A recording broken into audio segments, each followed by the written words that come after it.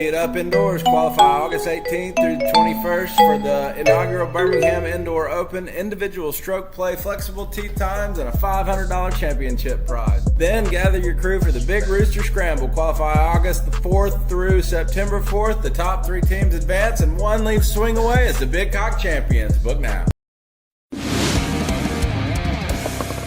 Something that's not talked about enough in the industry is you get burned out. You're a pretty screwed up individual that is unbelievably buttoned up and put together. That was something that happened to me. We are all human beings. I actually have a chance now to understand how to be a better parent. You don't have to talk to a person to get your whole job site off the ground and going. My daughter, she can sniff out the AI instantly. They're not your country. I told Anna, I was like, we're going to see real quick who runs a good restaurant. Doesn't matter if it's golf or cooking, you will get results when you love what you do. This is Live on the Clubhouse with Charlie Bolak. Howdy, swingers. Charlie Bolak here, founder of Swing Away Golf Club and host of the Clubhouse Podcast. There's an old comparison I want to talk about between a horse and a mule. Horse will keep going because you tell it to. It'll keep working as long as it can go. It will carry a load until it absolutely collapses. A mule is different. A mule will work. A mule will carry a load. A mule will cross difficult terrain. It'll climb mountains and put in a full day's work. But when the mule decides the load's too heavy or the trail is too dangerous or it's reached its limit, mule stops. And because it stops, people call it stubborn. They call it difficult. They call it hard-headed. They may even call it lazy. But the mule's work ethic was never the problem. The problem is that the mule has boundaries. The horse gives you unquestioned compliance. The mule gives you sustainable effort. People have grown accustomed to unlimited access to your time, energy, and your labor will often treat your boundaries like a character defect. They don't call the mule lazy because it refuses to work. They call the mule lazy because they can't control how much the mule is willing to work before it says enough is enough. That's what I want to talk about today, boundaries. Because a boundary doesn't mean you're not willing to work. It doesn't mean you're selfish, weak, unreliable, or lazy. Sometimes a boundary is the reason you can keep doing good work. Sometimes a boundary is the reason you can be a better business owner, a better father, a better golfer, a better husband. The mule will do the work, just won't die proving that it can. I'm Charlie Bolak. This is the Clubhouse Podcast, and today we're talking about boundaries. Stick around. We've really built a world-class golf facility here in Birmingham, Alabama. From the 16-foot wide bays to the real Italian leather bar stool, we designed this place with luxury in mind, and I don't think we missed. So whether you're looking to level up your game, have a fun, relaxing evening, or test yourself in one of our leagues or tournaments, do yourself a favor and take a short drive up Lake Shore to experience it for yourself, because I promise you one thing, Swing Away Golf Club is the place to be. Conveniently located off of Lake Shore Drive at 100 Frankfurt Circle, next to Overtime. We look forward to seeing you soon. Practice, play, win. All right, welcome back to the Clubhouse Podcast with Charlie Bolak, where we talk about business, dad life, and golf. How the lessons from each tend to bleed into everything else. Today's episode is all about boundaries. The central idea is simple. Your willingness to work doesn't give other people ownership over your effort. You can have an incredible work ethic and still have limits. You can care deeply and still say no. You can be dependable without being endlessly available. In fact, the person with the strongest boundaries may ultimately accomplish more than the person who says yes to everything, because effort without direction eventually becomes waste. In business, we celebrate the horse, the employee who answers every phone call, the manager who responds to emails at midnight, the business owner who responds to every problem personally. We call these people dependable, and at first they probably are.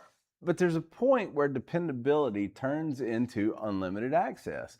Once people learn you have no boundaries, they begin planning around your lack of boundaries. They stop asking whether something is reasonable because they already know you'll find a way to do it. Their poor planning becomes your emergency. Their lack of preparation becomes your late night, and their refusal to make a decision becomes your burden to carry. And because you've always carried it, they always expect you to, until you don't. Then you've changed. Then you've stopped being the horse they could ride indefinitely. You're learning to become the mule. The mule doesn't say, I don't care. The mule says, I care enough about the quality of my work to decide where my efforts belong. That may mean setting office hours. It may mean refusing to answer non-emergency calls at night. And it may be something as simple as just hiding notifications from 8 p.m. to 7 a.m. Blocking off that time for your family. It's recognizing not every opportunity is a great opportunity. It may mean allowing someone else to experience consequences of a problem instead of constantly rescuing them. The mule may be capable of carrying the load, but it doesn't mean every load belongs on its back. There's also a strange tendency in business to confuse visible exhaustion with valuable work.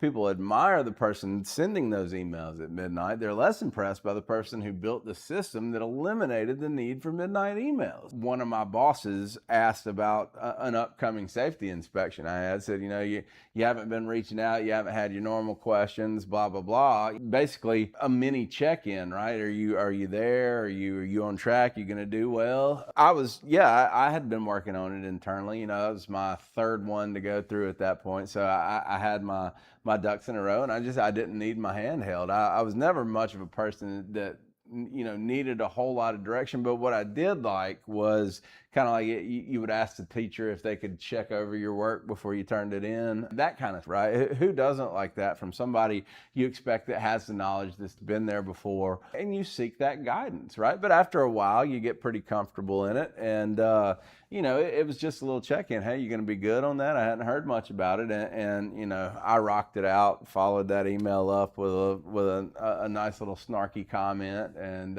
it was just a nice little moment, right? He said, "Hey, are you good?" I said, "Yes, I'm good." He left me alone. I delivered the result. That is where learning to become the mule is, being on the front end of setting those boundaries. Once you know the actual job, once you know what gets the result, you can start to ask what can be eliminated, what deserves my best energy. It's not that the mule's afraid of hard work. The mule simply refuses to confuse unnecessary suffering with commitment. The horse proves its value by carrying every load it's given. The mule proves its value by knowing which load should be carried in the first. People who benefit from your inability to say no will almost always dislike the new version of you that is working on boundaries, and that's just gonna have to be the way it is. It's gonna be a tough time. If you have built part of your life around being that person, when you start setting those boundaries, people start wondering. They come out of the woodwork. Here you're not, blah, blah, blah. Here you were on the golf course at 3:00, blah, blah, blah. Well, hey, if my work's done, good for me, right? I mean, if that was one of my employees, I'd be jealous. Hey, what are you doing to free up that time? Because your number's good. As long as you're doing A, B, C, and D, and you don't have a job where you physically have to be in a place, and hey, good on you, right? I'm proud of you. Give me some lessons. Let me learn a thing or two. All right, that'll put business to bed. Thanks for sticking around. All right, Birmingham, it's your time to tee it up indoors. Qualify August 18th through the 21st for the inaugural Birmingham Indoor Open. Individual stroke play, flexible tee times, and a $500 championship prize. Then gather your crew for the Big Rooster Scramble. Qualify August the 4th through September 4th. The top 3 teams advance, and one leaves swing away as the Big Cock champions. Book now. All right, welcome back to the Clubhouse Podcast. Charlie Bolak here. We're talking about boundaries. Parenthood will take everything you're willing to give it. There's always something else that needs to be done. Another meal, another bath, another mess, another appointment, another bedtime, another problem that can't wait. And because you love your family, it's easy to believe that love means never reaching your limit. A good father should always be available. A good husband should never need time alone. A good parent should never become frustrated. Provider should work as long as necessary, then come home willing to give whatever. What happens when there's nothing left? What happens when work, parenting, responsibilities, and everyone else's needs consume every part of you? I mean, eventually exhaustion turns into irritation. Irritation turns into resentment, and resentment begins leaking out around the people you are exhausting yourself to serve. A healthy boundary may sound like this. I need 30 minutes before we talk about this. I need some sleep. I need time with your mom. I love you, but the answer is still no. Those statements don't mean, you love your family less. They may be what allows you to love your family better. The goal is not to escape the responsibility. The goal is to prevent responsibility from swallowing your entire identity. Your family doesn't need a father who can be ridden until he collapses. They need a father who knows how to stop, recover, and return. We spend a lot of time teaching children to obey, and they need to learn obedience, responsibility, and respect, but they also need to learn that they're allowed to be recognized when something is unsafe, inappropriate, or beyond their limits. We shouldn't raise children who believe being good means giving everyone unrestricted access to them. I mean, hey, ask why. I don't have a problem with that. We teach them to be generous without being easily manipulated, helpful without being used, kind without being defenseless, hardworking without believing their value depends entirely on what they can produce for other people. The mule is not rude simply because it refuses to walk off a cliff, and a child is not disrespectful simply because they learn how to clearly and appropriately say no.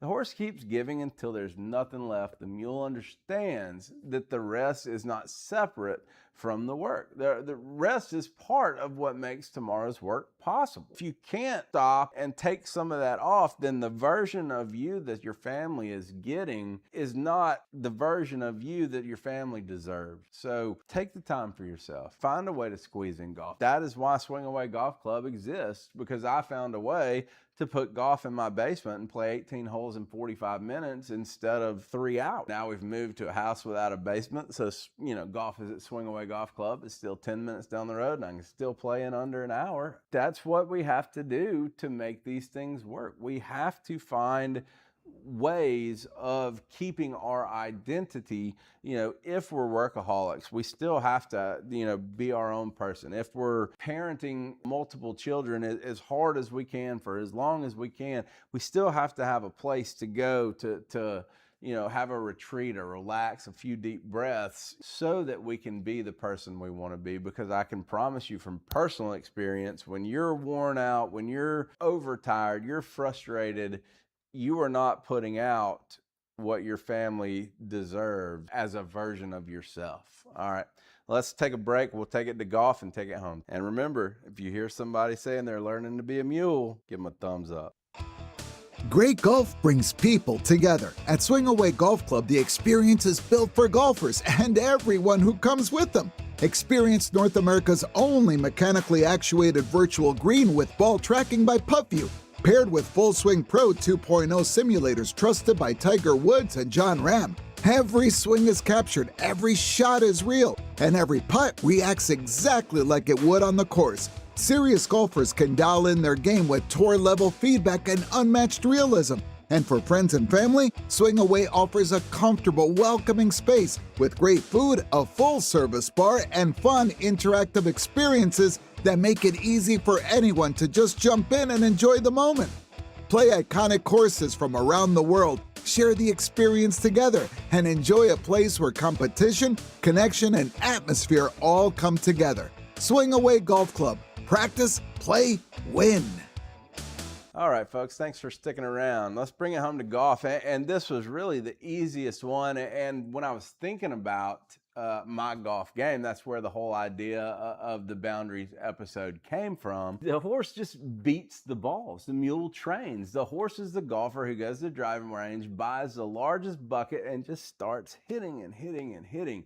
No plan, no target, no defined goal, no real breaks between shots, hits ones badly, immediately pulls, another ball over. So again, rinse, repeat. 200 balls, $100, hours and hours later. He feels like he worked hard, and technically he did. He invested time, he spent money, he burned energy. He may even stay longer than everyone else, but it's not the same as improving more. The horse measures the session by how many balls he hit. The mule arrives with boundaries. He may only have 45 minutes. He may limit himself to 60 balls. He may decide before the session, working on a specific movement, a ball flight, or a scoring problem. He warms up, he chooses a target, goes through his routine, pauses between shots. One thing that really stuck with me, hearing, I think it was Rory, it might have been Scotty Scheffler, talk about playing the first few holes on the range, before they go out on a course. So, driver down to the wedge, where you're going to hit your shot, your first shot, your second shot, into the green,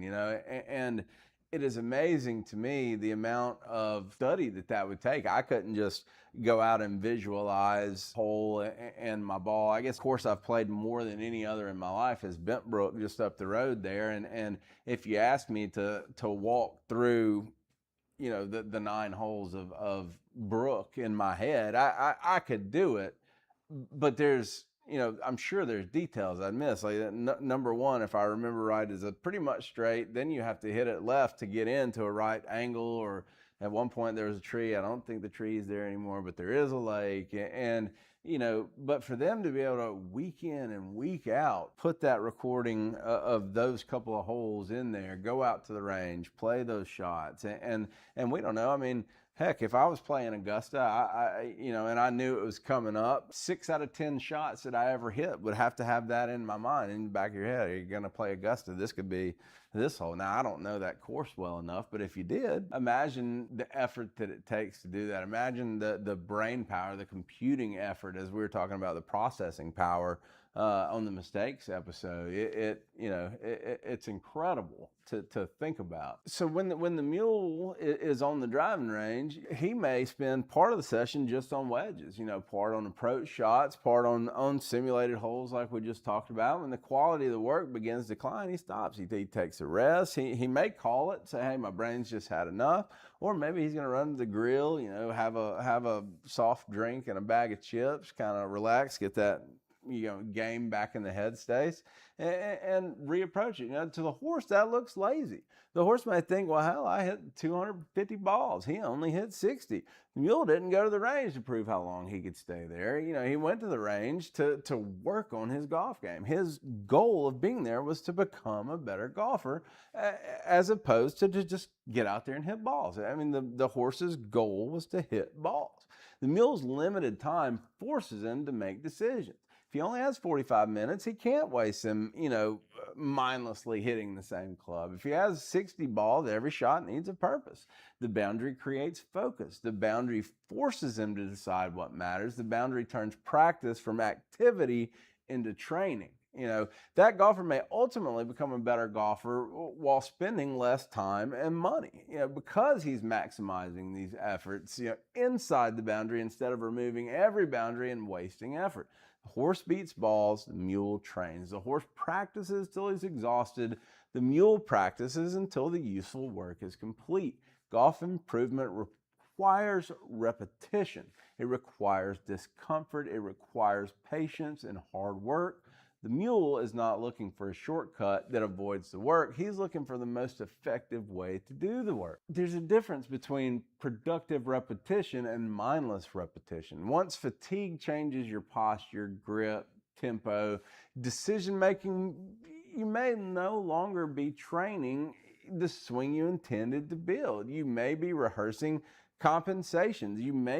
I injured my back. It's been about a year ago now. I pulled a muscle or something. I don't know exactly what it was, but it hurt. And it changed my golf swing. And it was right as we were getting in here. So I was hitting a lot of balls. Thankfully, Coach Jerry, one of the early on PGA guys that was hanging around here, recognized it and said, hey, is your back still bothering you? I was like, no. And he said, well, then you need to basically got me back to where I was before then, because I had just been mindlessly tailoring my swing to where it didn't hurt, and instead adding bad habits and wondering why everything's going left. You can teach yourself to swing badly while you're just outbeating balls. You know, it's at that point, hitting more balls actually makes the session worse. It makes you a worse golfer. I mean, walking away is not always quitting. I wish I could learn that if I go to Vegas, but that's a show for a different day. Walking away, there may be the disciplined decision that protects the good work you already completed. The horse also believes improvement happens almost entirely through full swings. The mule understands golf is bigger than the driving range. He practices putting. He works on his wedges. He learns his actual carry distances. He studies course management, practices uncomfortable lies, learns when not to attack a flag. He works on his body, his balance, his mobility, his mental approach. He may play 9 holes with a specific goal rather than hitting. To the mule, it just makes sense. He learns his distances. He studies course management. You know, he practices the uncomfortable lies. and knows when to green light a flag and when not to. He works on body balance, mobility, and even his mental approach. And I'm just getting into that. I had no idea how deep it went. And man, it was really neat to learn, but also it's one of those where you learn a little bit and it teaches you how much you don't know and how much you have left to learn. So at 44, I'm pretty behind on the mental game. So that's going to be a big focus of mine moving forward. Back to the horse and the mule, though. The horse may have a prettier range swing, but I'd be willing to guarantee that if the mule doesn't post a better score, the mule is improving more rapidly than the horse. The horse says, look how much effort I gave. The mule, he's not less dedicated. He's more disciplined. It's one or the other, right? You can do it one way, you can do it the other. I'm going to go ahead and tell you I'd give odds on the mule's way being a little bit better than the horse's. We've really built a world-class golf facility here in Birmingham, Alabama. From the 16-foot wide bays to the real Italian leather bar stools, we designed this place with luxury in mind, and I don't think we missed. So whether you're looking to level up your game, have a fun, relaxing evening, or test yourself in one of our leagues or tournaments, do yourself a favor and take a short drive up Lake Shore to experience it for yourself, because I promise you one thing, Swing Away Golf Club is a place to be. Conveniently located off of Lake Shore Drive at 100 Frankfurt Circle, next to Overtime. We look forward to seeing you soon. Practice, play, win. There is a cost to setting boundaries. Some people won't like it. They may call you selfish. They may call you difficult. They may say you're no longer a team player or accuse you of not caring like you used to. But it's worth asking, are they upset because you're no longer dependable, or are they upset because you're no longer controllable? There are people who genuinely need your help. There are also people who simply prefer the version of you that never made them hear the word no. You have to learn the difference. A person with no boundaries is easy to manage. A person with boundaries requires a relationship. You have to communicate with them. You have to respect them. You have to consider their capacity. You have to ask rather than command and earn their cooperation instead of assuming compliance. That's why the mule gets called difficult. They require the handler to pay attention. At the same time, calling yourself a mule can't become an excuse for avoiding responsibility. A boundary is not an excuse to stop work whenever you want. It's not only doing what you feel like. The mule still carries the load. The mule still works. The mule still crosses difficult terrain. The entire point is that the mule's work ethic is at least as strong as the horse's, and possibly stronger, because its effort can be repeated day after day. A healthy boundary protects responsibility. An excuse avoids it. The difference is whether the boundary helps you fulfill your commitments more effectively or just merely gives you permission to abandon them. The mule does not refuse every load. It refuses the load that's unsafe, unreasonable, or someone else's responsibility to carry. What is the actual job that needs to be done? Am I producing a result or merely a visible effort? Is this genuinely my responsibility? Is this urgent, or has somebody else simply waited too long? Those are the questions to ask to determine who's the mule. Are you the mule? Am I the mule? Are we the mule? Maybe we're all mules. Why they call me a jackass. All right, Birmingham, it's your time to tee it up indoors. Qualify August 18th through the 21st for the inaugural Birmingham Indoor Open individual stroke play, flexible tee times, and a $500 championship prize. Then gather your crew for the Big Rooster Scramble. Qualify August the 4th through September 4th. The top 3 teams advance and one leaves Swing Away as the Big Cock champions. Book now. There's nothing wrong with being hardworking. There's nothing wrong with being dependable. In fact, it's expected. There's nothing wrong with carrying a heavy load when the situation calls for it. But your willingness to work doesn't mean the world's entitled to every ounce of it. You don't have to answer every call. You don't have to accept every opportunity or solve every problem or hit every ball in the bucket. The horse will keep moving as long as somebody's applying pressure. The mule decides whether the next step's worth taking. It doesn't make the mule lazy. It makes the mule aware. It knows the load. It knows the terrain. It knows its own limits. And because it knows when to stop. It may ultimately travel farther than the animal that never learned how. In business, boundaries help us direct our effort towards work that actually matters. In parenting, boundaries allow us to give our families love without allowing exhaustion turn into resentment, or at least exhaustion turn us into a grouch that nobody wants to be around, right? You may not resent anybody. You may just be so tired you can't be pleasant to be around. Golf, boundaries turn into endless repetition, into intentional training. A horse beats balls until the bucket's just gone, empty. The mule stops when the work is complete. The horse proves how much it can endure. The mule just wants to focus on what it can accomplish. Maybe the goal is not to become less hardworking. Maybe the goal is to become more deliberate, more intentional. Work hard, carry the load, show up for your people, and do the difficult things, but know what belongs on your back. Know when the work has stopped being productive. Know when is enough. People may call you stubborn. They may call you difficult. They'll probably even call you lazy. Let them. The mule will do the work. It just won't die proving that it can.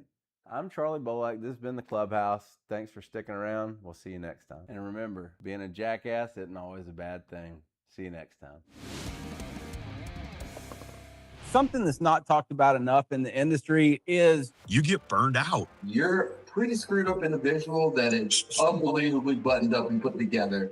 that was something that happened to me. We are all human beings. I actually have a chance now to understand how to be a better parent. You don't have to talk to a person to get your whole job site off the ground and going. My daughter, she can sniff out the AI instantly. They're not your customer. I told Anna, I was like, we're going to see real quick who runs a good restaurant. Doesn't matter if it's golf or cooking, you will get results when you love what you do. This is Live on the Clubhouse with Charlie Bolak. Here's what people don't tell you about leveling up. If you want to move from this to this, you got to do a whole lot of work in between like this. You got to keep these places up to keep them ready. A lot of people pay for it, but if you want to have your money working for you, it's elbow grease, baby. Are you ready? If you value hard work, enjoy golf, and want to hear about leveling up, moving, parenting, stuff that I have real world experience with, give us a listen at the Clubhouse Podcast. Find us on YouTube or Spotify today. And as always, come and see us at Swing Away Golf Club. Practice, play, win. Something that's not talked about enough in the industry is You get burned out. You're a pretty screwed up individual that is unbelievably buttoned up and put together. that was something that happened to me. We are all human beings. I actually have a chance now to understand how to be a better parent. You don't have to talk to a person to get your whole job site off the ground and going. My daughter, she can sniff out the AI instantly. They're not your customer. I told Anna, I was like, we're going to see real quick who runs a good restaurant. Doesn't matter if it's golf or cooking, you will get results when you love what you do. This is Live on the Clubhouse with Charlie Bolak.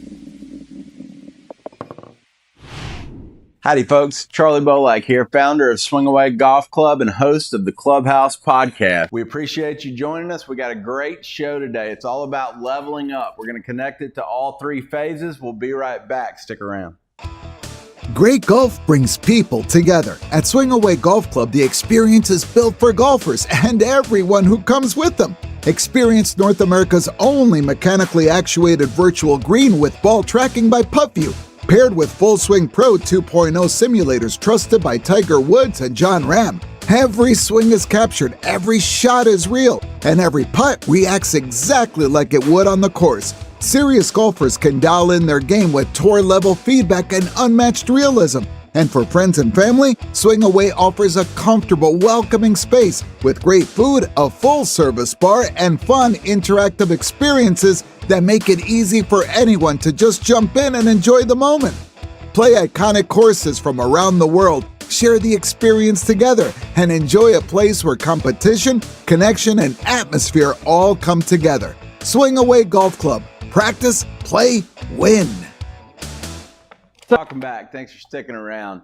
Everybody says they want to level up in life. Everybody says it looks great from here. The grass is always greener type thing, but you're just switching one set of problems for another. Once you upgrade, in fact, you get more problems, you know, but what helps you out and what prepares you for it is you've learned and adapted and figured out how to manage the set of current problems, because you can't get rid of everything. You know, you can minimize some, you can master some. There's still problems, issues, you know, there's still something you have to manage. You have to think about that. Some of your bandwidth goes to managing these items. So once you've gotten good enough there and you're ready for that level up, let's talk about what happens next. You know, you're waiting for your kids to get older, but that just changes. You might not be changing diapers, but, you know, you're staying up and watching Ring cameras and setting alarms and making sure they're not sneaking out of the house. I was good at that one, by the way. You know, there's just so many different things going on in today's world. Let's dive in. Let's talk about it. All right, getting into it. Today's theme, leveling up. We're going to hit it three ways. We're going to talk about business, climbing the ladder from sales to management. That was kind of a reference point I can draw on from my career, but please, you know, we can translate it to any kind of career as we're talking through this. So take my outline of what you hear and don't follow it as gold, but follow how to apply it to your life. And let's talk about how it affects business, climbing the ladder, parenting, break points. You know, with three young boys, I know I'm coming up on a break point when I get my youngest out of diaper, and then I think I'll get a little bit back when they can feed themselves and as they become more independent adults. But again, as we talked about earlier, that's just going to bring another set of challenges. Now that I've mastered these, maybe not mastered, let me stop right there. Now that we've learned how to manage these challenges, we're ready for a new set, right? It's going to bring it up. And then golf, right? You know, my personal, journey right now is, as I'm aging, my swing speed is slowing down a little bit. You know, I'm mid-40s, so, enough that I'm within sight of the senior tour.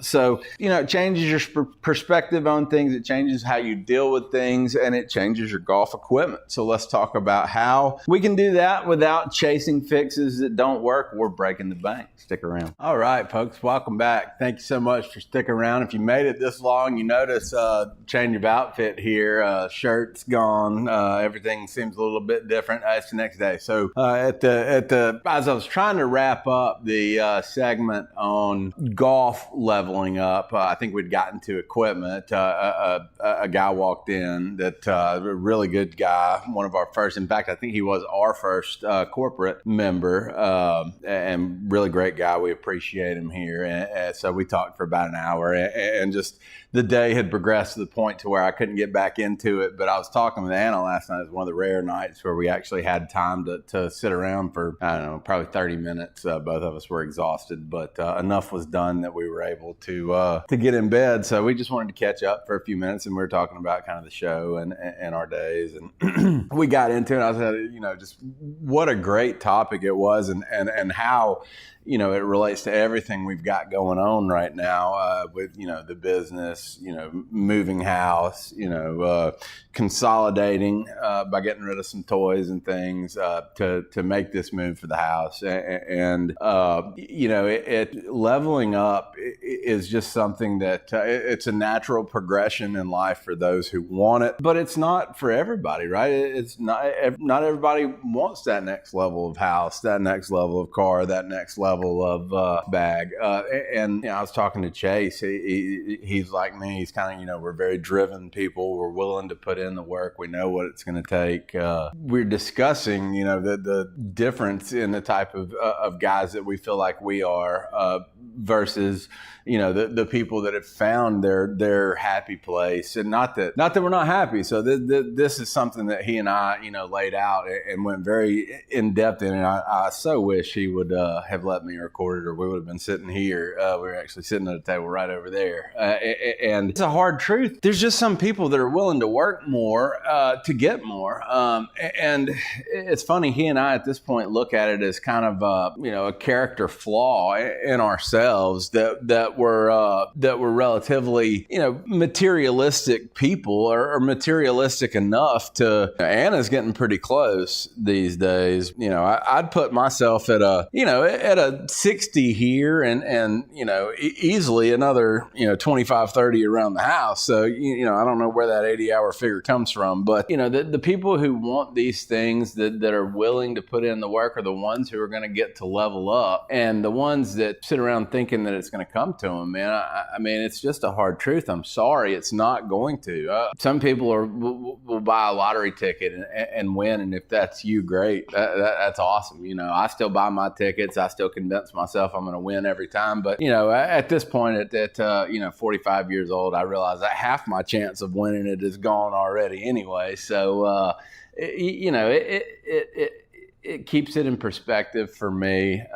Even though, I did the same thing with Swingaway. We've said a couple shows ago, I think it was the time management episode when I was talking, I thought by now I'd have the place staffed. I'd be not, on a private yacht ready to sail away into my anonymity. But, I definitely would have thought my days would be more filled back on the consulting side, back in the equipment game, rather than taking over social media, spending my days cutting, editing videos, playing golf. Now, the golf is wonderful. But I will tell you, for every episode of Lunch Hour Golf Podcast that you see come across, I think most of them I cut down in under 20 minutes, or I think it's 13 is about where they're coming out, 13 to 15, unless we have like a talking session, and then you'll see 18 or something like that. But for that 18-minute clip, I play for right about an hour, stretch, loosen up, 15, 20 minutes. And then once it's done, I mean, you're talking, depending on how in-depth I could go, I mean, you could edit these things for hours and hours. I think to get that rough product that you're seeing right now on YouTube, I'm probably spending a total of 4 hours, to get that 18 minutes of content. Now we are able to get some pretty good shorts out of it, and that's been really fun. I'm one of those metric heads, like we talked about when I had Salesforce. I could look up, I could see my revenue numbers. Well, now I've got analytics on 5 platforms, YouTube, Facebook, Instagram, TikTok, LinkedIn, going from your one analytics or your one revenue sales screen, whatever you want to talk about, however you want to relate it. Imagine looking at that one screen and then going to 5 of them. I mean, now the one was great. Because you got it all right there. Now you got little slivers here, and then you got Facebook here where I'm doing pretty good. You got YouTube here, I'm doing pretty good. But TikTok, we're kind of up and down. Instagram, still don't really understand any of these algorithms. But, it's been fun. I love doing it. People's responses have been great. We're going to have Ryan Wilhoit, Kool-Aid, joining us. So we're gonna do Kool-Aid and High C. That's gonna be the Lunch Hour Podcast, or Lunch Hour Golf Podcast. He's gonna join us when we can. We're still gonna have as many guests as we can, but it's great to have somebody signed on to be a part of all this, because there's nights I'll edit these things till midnight, on top of the kids, on top of the business, on top of getting the house ready to sell, selling the river, getting, the inspections on the new house and all this. I mean, it's just, life is a process. A level up is, if you're doing it right. Now, I have stumbled into level ups before, and just kind of, like we said yesterday, and that'll be somewhere in this show. So it'll be, if it's not before this part, then it's good foreshadowing. If it's not, then I guess it's good tying it back in together. But so amazing to go through these different level ups, because at this level up now I have the experience from my last level up. So I learned specifically, I'm getting better at negotiating home sales. I feel like our first one was an off-market purchase that the real estate agent had brought us in on, and so we didn't get as much of the negotiating because the lady was like, "Hey, I'll put it on the market," and it was a gamble on her part, but we truly, even historically looking back, where we're probably proven right at this point, we knew that if it hit the market, we couldn't get it. So we were willing to take that place of a lesser bargaining power because we liked the house. And from there, we learned negotiating from that spot into when we sold it. We didn't have to do anything because we were in now the spot. And we sold it on the market. It still sat for a week. We knew it was a desirable area. We knew it was an affordable price. We knew the house was in impeccable shape. 113 years old. We spent 4 or 5 years just basically going down our inspection and leveling up the house, putting a roof on, leveling up the house, garbage disposal, leveling up, changing the toilet, leveling up, things you're not going to see a direct return. You can't say, hey, I sold this house because I put in $500 worth of toilets. I got an extra $50,000 in the house. That's not quite linear. But what you can say is it improves the saleability of a home, meaning, if somebody's in this house that I'm asking $500,000 for, they're going to find less things wrong if they look in, they see a new toilet. They open up under the sink and see a new garbage disposal.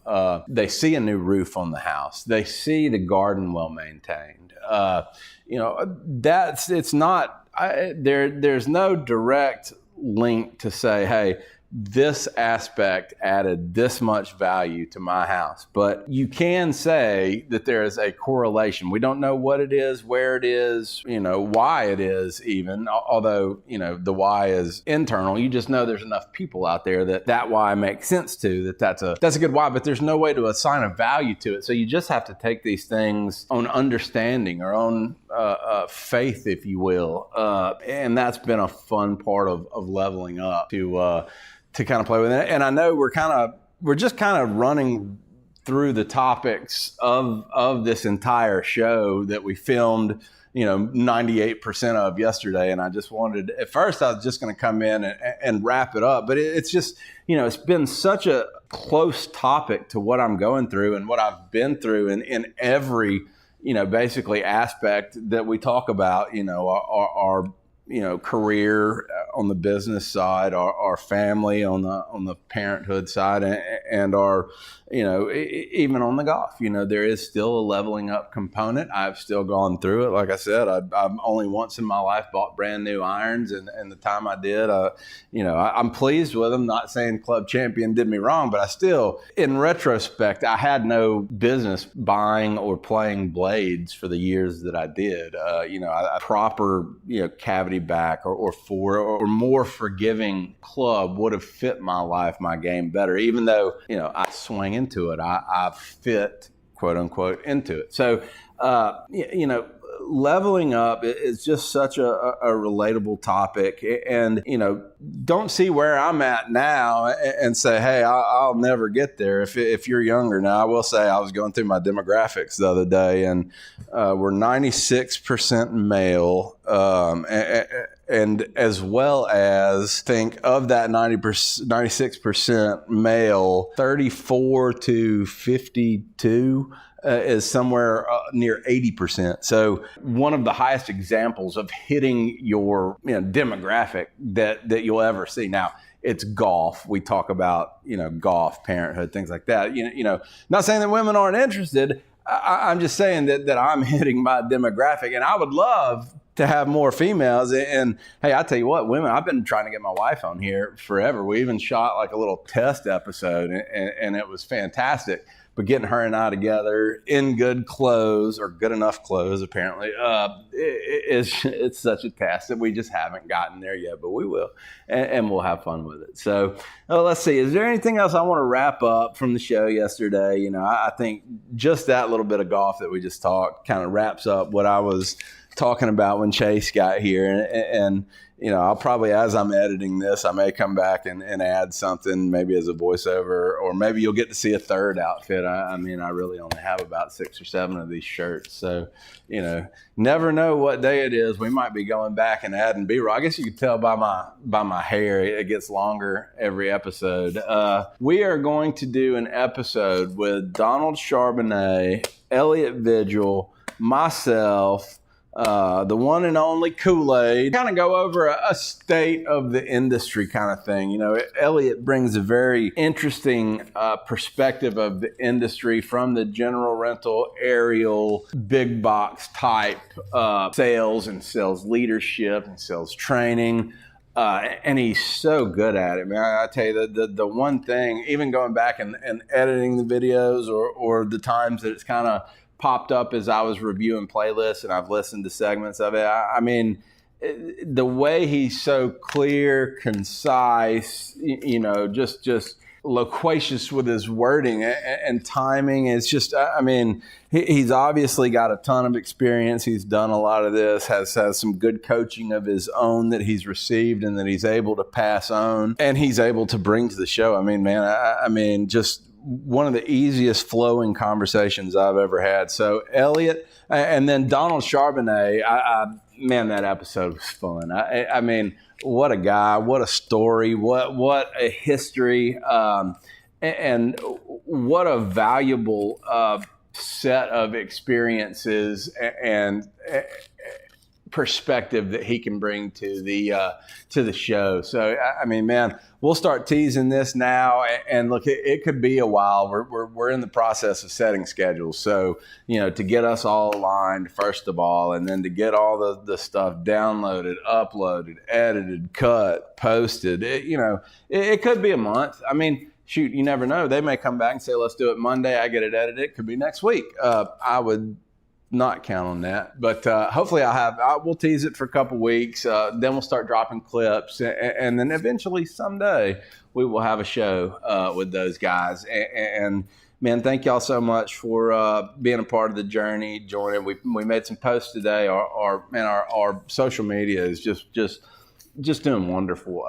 YouTube, both podcasts, the Lunch Hour Golf, the Clubhouse, really gaining some traction. Still really working hard to recruit guests. So if anybody's interested, Chase Luzon, Mark Hunter, some of you guys, check us out. It's it's a good time. I love doing these things. My tech is such that we're really good on the off sites, but we love doing in person too. So if you ever find yourself in Birmingham, 90% of the time I'm here. I mean, it's me, my wife, and but we're back down to one employee, Jamal, who's, man, he's just been the sun and the moon, and Alex, is going to come in when he can, but his real estate business is really taking off. So if you got corporate real estate to sell, come get one of Alex's cards from our networking wall. He's a great dude. Still a great friend of the show, a friend of the business, and will come in much. But at the end of the day, it's just me, Anna, Jamal, sometimes my father-in-law if we're really in a pinch. But come see us, man. I mean, walk in, we'll fire it up, we'll do a show, we'll go live, we can cut it, edit it, however you want to do it, but come see us. Hey, thanks so much. Great golf brings people together. At Swing Away Golf Club, the experience is built for golfers and everyone who comes with them. Experience North America's only mechanically actuated virtual green with ball tracking by PuttView, paired with Full Swing Pro 2.0 simulators trusted by Tiger Woods and John Ram. Every swing is captured, every shot is real, and every putt reacts exactly like it would on the course. Serious golfers can dial in their game with tour-level feedback and unmatched realism. And for friends and family, Swing Away offers a comfortable, welcoming space with great food, a full-service bar, and fun, interactive experiences that make it easy for anyone to just jump in and enjoy the moment. Play iconic courses from around the world, share the experience together, and enjoy a place where competition, connection, and atmosphere all come together. Swing Away Golf Club. Practice, play, win. All right, folks, taking it into our first topic here, business. Leveling up is not about getting more. It's becoming about becoming capable of doing more. There we go. I got it out.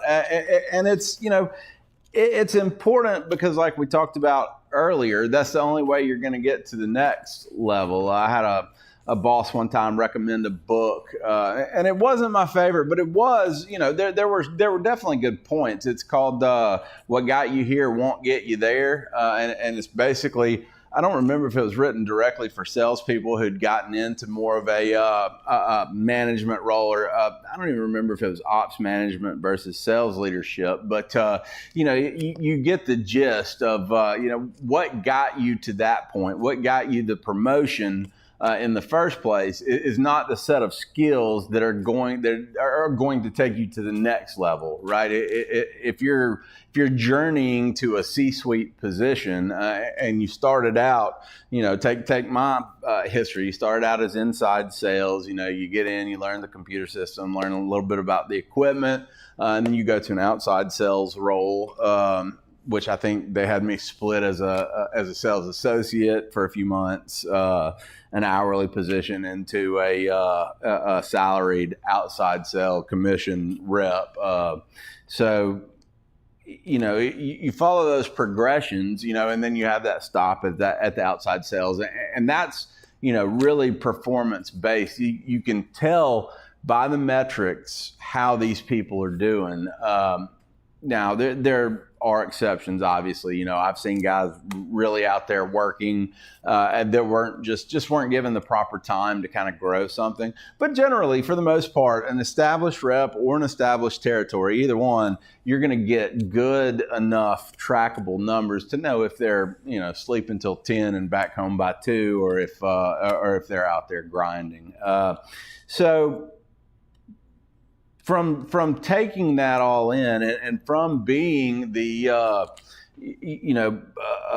standout sales rep, the one who is crushing district numbers, is beating plan, is doing all the things that are expected of an outside sales rep, then that promotion opens up. Hey, you're the perfect candidate. All right, so you have now leveled up. Right. And what do we do now? Right. So what has changed? Well, first of all, and most glaringly, we've gone from the individual contributor level to the next level, the level of kind of a middle management type, where you're responsible for direct reports.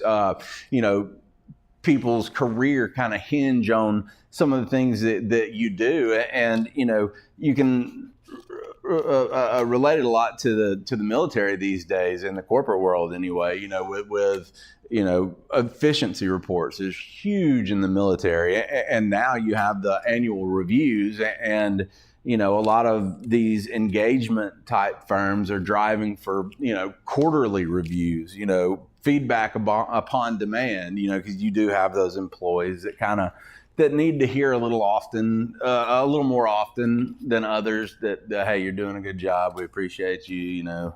I remember looking at all those different personality tests and things when you're hiring. It says, hey, these people, have a higher need of someone to praise them, or this guy's real independent. You just help him when he asks, but otherwise stay out of his way.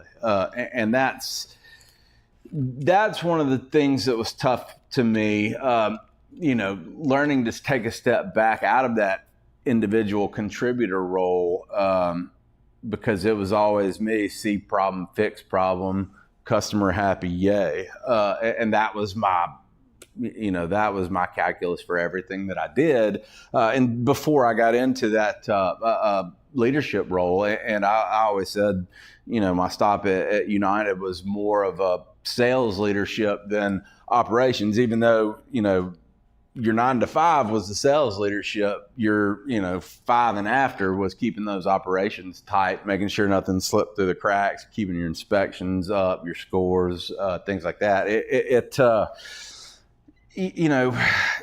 just becomes so much more at that level. And, one of the perspectives I have taken away was not holding other people to those, high performer standards. As we talked about, I think it was on the stress management episode with Anna, how intentional she is with things like that. You have to be that type of person to be successful, not necessarily to make it to middle management, but to have that drive in the first place to move up. you have to have that perspective, that thought process, that willingness to conquer and not let anything get in your way. But ultimately, the ones who are able to, again, as they take that next step, see the new challenges, adjust to them, make their life fit the new challenges, and it's not always, work takes precedence, family fits here. As I've learned over the years, if one's pushing too hard, if one life force is pushing too hard, and one is getting pushed, away farther from where your happiness demands that it be, it kind of leaves you off center in life, off kilter a little bit, and kind of, leads you to a reset, right? You're not going to be happy in that role. You're not going to be happy in that phase of your family life. You're not going to be happy in that phase of your relationship with your spouse. So, balancing those factors, whatever they may be for you, is critical as we hit these break points, these level ups, these various stops upon life's journey. It's okay to hit your ceiling, right? It's okay to say, okay, I've gotten here. I'm good with this, right? I don't want to keep clawing, grinding, fighting to get to the next level. I don't see a value or a benefit to my life. Again, I said early on in one of the shows with Brandon Kane that I admire the people. I know several that have just reached a point in their life. They have enough. They're happy. Don't mess with them outside of designated work time, because that's given over to family or hunting or whatever it is, that passion that they have that's blocked, the desire to go farther with work, to build a bigger bank account, to retire earlier. That good on them, really. I mean, to have found happiness and contentment. I wonder how long I'll search for it, and the things I'll have to sacrifice in my life to get to where I feel driven to be. It's kind of like Elon Musk said. It's the people that are going to do it, don't mind the 80-hour weeks. They don't mind, constantly feeling a little bit tired. They don't mind that their biggest challenge is how to keep their, body, mental, wits about them so they can work more. And there are people that are driven to do just that, and I admire them too.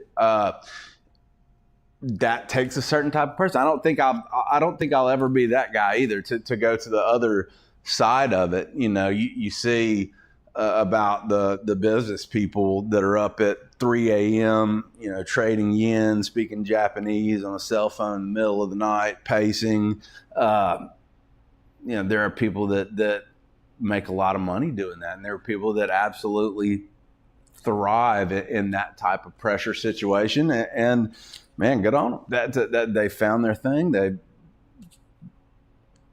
They're marching their path, right?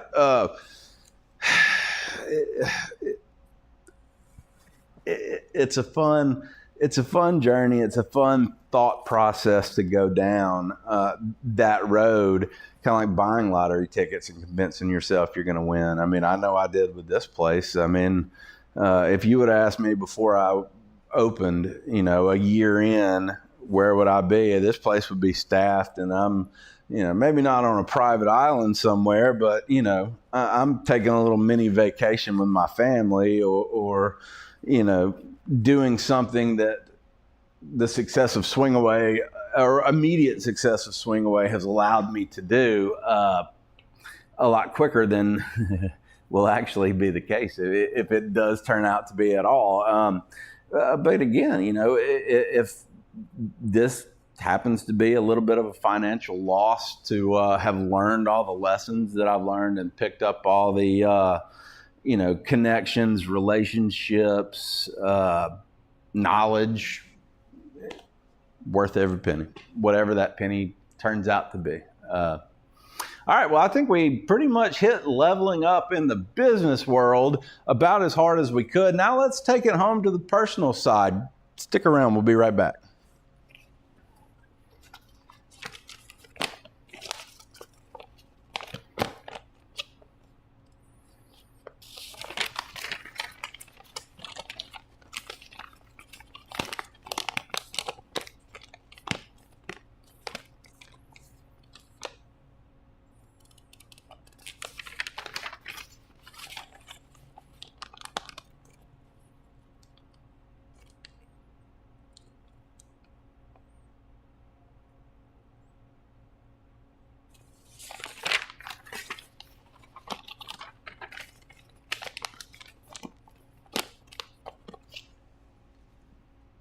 All right, welcome back to the Clubhouse Podcast here with Charlie Bolak. We are talking about leveling up. We just hit the business segment, and I mean, really, I've really thoroughly enjoyed this topic because, it relates to what we're doing right now, right? Well, it relates to everything I'm trying to do, with Bolak Business Consulting, with Swing Away Golf Club, with the relationships we're building and the foundations that we're laying for something that could hopefully ultimately go a long way. This is something I want to give to my kids one day. Maybe not Swing Away. Enjoying it would sell the golf business, but the heavy equipment side of it is, my kids have been on job sites. My 14-month-old, I just took a picture of him on a wastewater job site with me the other day, and have pictures of both my older ones, back in that time of their life. So to hand them something, not hand, okay, all right, but that's a topic for a different day. To give them the opportunity to earn something that I built is, I would think most fathers' dreams, right? That's if I can do it, right? And I tell you what, I'm willing to put in the work. As we've talked about, these 16, 18, 20-hour days, some days, not all at Swing Away, not all at Bolak Business Consulting, not all at the house. But when you add it all up, it's there's just so much going on, and I know it's only going to get faster as my kids get older. So, laying the foundation now is a gamble that I'm willing to take to have more time in the future to spend with my family. It may work, it may not. We'll see.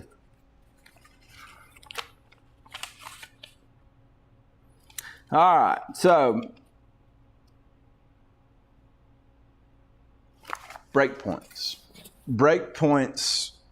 with respect to parenting, breakpoints in your relationship with your spouse, breakpoints career wise. I think we've hit that, but what we can do is kind of pull it back into the general conversation of parenting, of life management. It all ties together because everything influences everything else.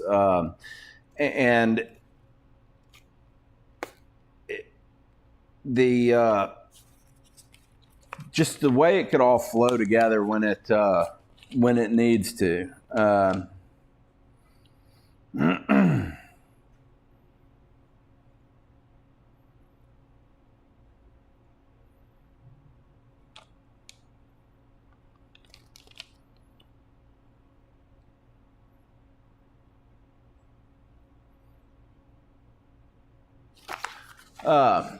All right, so we're getting back into it here.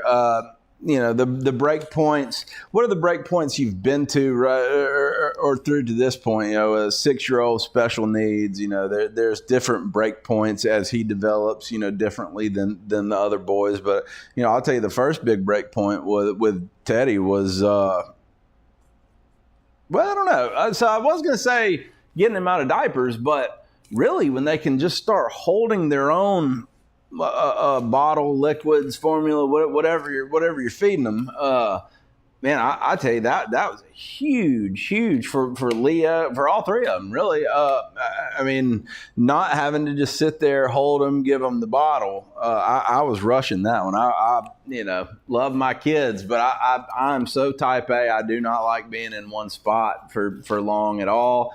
I'm up, I pace, and sitting there, giving your kid a bottle. Outside of the staring down at them and just looking at them and enjoying that part of it, there's only so long you can do that. And you're like, hey, I got to do something. I got to work. I got to do this. I got to do that. Grass needs to be cut. It never stops. And maybe I'm guilty of not drinking it in enough, because I do genuinely believe, now that. We pretty much admit that, well, not admit, we pretty much have decided that our 15-month-old will be our last kid. So you do want to catch as many of those little moments as you can and not feel pressured or pushed around those last little bits of time. So let's see. What's the next break point? Baby starts walking, toddler starts climbing, 4-year-old testing every rule. Testing my patience. I came up with a good one the other day. I said, you know what? Patience is a muscle, and mine's sore, boy. Or mine's getting sore, or something like that. I thought that was a good one. I'm finding new little ways. It's, I guess, what do you call them? Veiled threats, vague threats, random. No, you can't say random threats. But just getting the message across that, hey, bud, the end of this test is near. I promise. Either you're going to end it or I'm going to. Great golf brings people together. At Swing Away Golf Club, the experience is built for golfers and everyone who comes with them. Experience North America's only mechanically actuated virtual green with ball tracking by PuttView, paired with Full Swing Pro 2.0 simulators trusted by Tiger Woods and John Ram. Every swing is captured, every shot is real, and every putt reacts exactly like it would on the course. Serious golfers can dial in their game with tour-level feedback and unmatched realism. And for friends and family, Swing Away offers a comfortable, welcoming space with great food, a full-service bar, and fun interactive experiences that make it easy for anyone to just jump in and enjoy the moment.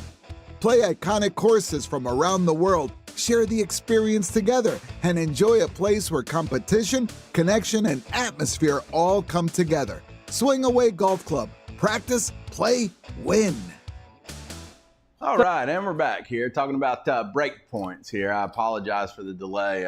So we were getting into, the next round of break points. But again, dealing with the overarching theme of leveling up, even as you're at the break point, or what your next break point is, and relatively reasonably when to expect it, you don't always see the next round of challenges coming. But I think if you go into it knowing that, hey, this is going to bring a new round of challenges, this is going to be, a new level of difficulty that I have not seen, then you go into it with a much better expectation when, life comes out of nowhere and just whacks you in the head, because it will. And I will tell you that's happened to me at every level up in my life.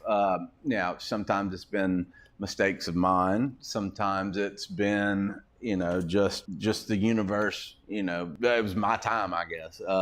But just know that there are other people going through the same stuff. It's, it's not easy for anybody. It really isn't. There are some people, like my wife, who walk a path. They have known forever how they were going to be, what they were going to do, how they were going to get there. And then there's folks like me who I knew where I was going did not know how I was going to get there, and wasn't really even overly concerned about how I was going to get there because I was willing to gamble on myself, right? And say, hey, it doesn't matter where I go to get there because I'm going to work for it, right? I'm not scared to put in the hours. I'm not scared to get my hands dirty.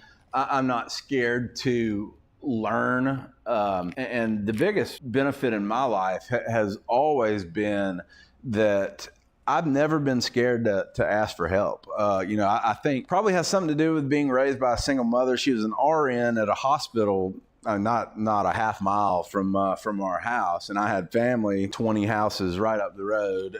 So if my mom would work late or something like that, I'd be around the house, and if I ever got scared, I know I could walk to Sandra's. Got hungry, walked to Sandra's. I got aunts and uncles the other way too, cousins. So just never occurred to me to sit in a corner banging my head against the wall because I couldn't find a solution, because I've always been eager and willing to search out that solution by going to whoever I think has the answer and say, hey, teach me the answer. Don't tell me the answer. Let's walk me through what you're doing, how you're getting there, because I'm going to repeat that process. I'm going to apply it to my life, and I'm going to use it to find my next level up. That kind of got off the topic from parenting, but I think that topic, fatherhood can go so many different ways, because to understand the father you want to be, you got to understand the man you are, and the man you are was developed by everything it took you to get to where you are today. I'm not the same guy I was yesterday because I've learned, I've grown, I've changed, and that's why certain people will go farther in life. I mean, I hate to, say it that bluntly, blatantly, or rudely, but, you run across people in this world that, all they're willing to give is the minimum effort. I think you deserve the minimum reward if you're only willing to give the minimum effort. Something that's not talked about enough in the industry is You get burned out. You're a pretty screwed up individual that is unbelievably buttoned up and put together. that was something that happened to me. We are all human beings. I actually have a chance now to understand how to be a better parent. You don't have to talk to a person to get your whole job site off the ground and going. My daughter, she can sniff out the AI instantly. They're not your country. I told Anna, I was like, we're going to see real quick who runs a good restaurant. Doesn't matter if it's golf or cooking, you will get results when you love what you do. This is Live on the Clubhouse with Charlie Bolak. Thank you again for sticking around. We're going to switch on over now to golf. I think that got kind of maudlin quick there. I think we've all fallen victim to this, right? As I was, I'll take a walk through my entire golf history. So never played until I was in high school. Had some buddies that got hired on a local golf course, Bent Brook Golf Course, a couple miles from Swing Away Golf Club here in beautiful Birmingham, Alabama. I think technically they've incorporated now. They're McCalla or something like that. But got a job out there at 15 years old. Worked for about 2 weeks before they found out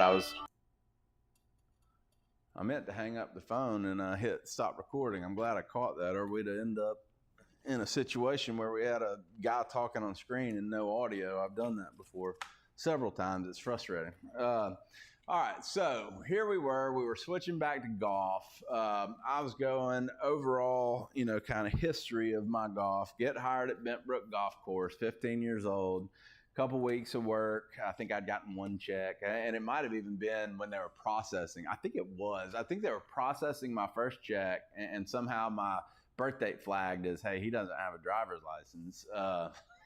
So go to pick up my check, and a fatherly arm with the director at golf. Hey, kid, sorry, we thought you were 16. You're not old enough. Come back when you are, though. And it wasn't long. It was maybe a month or two. And got my license, started working at Bent Brook, got relatively good at golf. There for I don't know, I probably worked there for a year and a half, I would say, maybe 2 years, and could play for free, and took advantage of it and played. I mean, boy, in the summers, there would be days we'd play 36, 54 holes, sun up to sundown. I mean, I was never great, right? I don't think I ever broke 80. I got close a couple times. I don't think I ever did in high school. Then on to college, couldn't afford to pay for it myself. So golf game fell into disrepair. Get out in my career, I was in a sales job in Odessa, Texas. I took my golf clubs. I hit on the range a couple times out there. But really, when I got back and got into heavy equipment, and man, my territory was doing so good. This is 2016. I had a big job at a power plant, a big job at a data center, and several good sewer bypass projects, and could justify, taking customers to play golf several times a week, because, you're throwing in these POs. So they don't care what you're out doing. You've got an increased budget for your entertaining. And so I did. I spent a lot in probably 2016, 17, maybe even up to maybe even into 18 a little bit. But then, life, business, just everything gets crazy. So, but yeah, got really back into golf, had picked up some, cheap clubs years prior just to, play here and there. But probably at that point in my life before, the heavy equipment, I couldn't have gone out and broken 100. I would have been thrilled if I did, let's put it that way.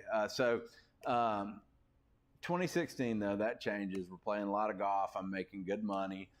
So I go to a place called Club Champion, and they fit me there for some irons. And it wasn't a tough sell. I always wanted Mizunos. I'd never bought a new set of irons. I'd already cleared it with my wife, had my budget.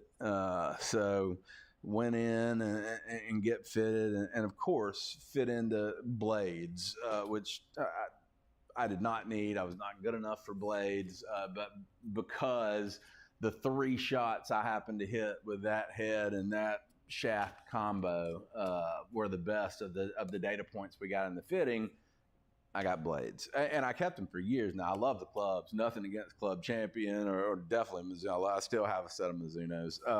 But they were heavy and they were blades, right? So when I went from playing as much as I was to, kind of slowing it down, doing more of the family thing, having to actually work a little bit more, it went the other way. And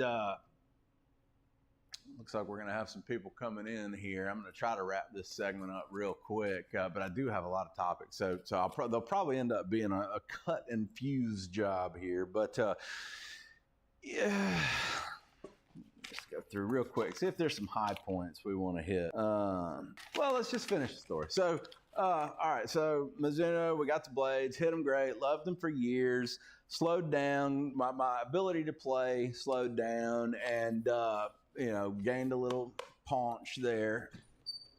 Howdy. What's up, dude? Great golf brings people together. At Swing Away Golf Club, the experience is built for golfers and everyone who comes with them. Experience North America's only mechanically actuated virtual green with ball tracking by PuttView, paired with Full Swing Pro 2.0 simulators trusted by Tiger Woods and John Ram. Every swing is captured, every shot is real, and every putt reacts exactly like it would on the course. Serious golfers can dial in their game with tour-level feedback and unmatched realism. And for friends and family, Swing Away offers a comfortable, welcoming space with great food, a full-service bar, and fun, interactive experiences that make it easy for anyone to just jump in and enjoy the moment. Play iconic courses from around the world, share the experience together, and enjoy a place where competition, connection, and atmosphere all come together. Swing Away Golf Club. Practice, play, win. Happy to get the Magnolia room back up and running, but it's no secret that I'm behind on a lot that I got going on, and I didn't need to spend, hopefully, what will be 4 hours or less on replacing a screen. It took me the better part of an entire day to get this one in now. It was mainly because it was too small, and I had already taken the other one down, folded it up, gotten it out of here. So I wanted desperately to be able to make this one more.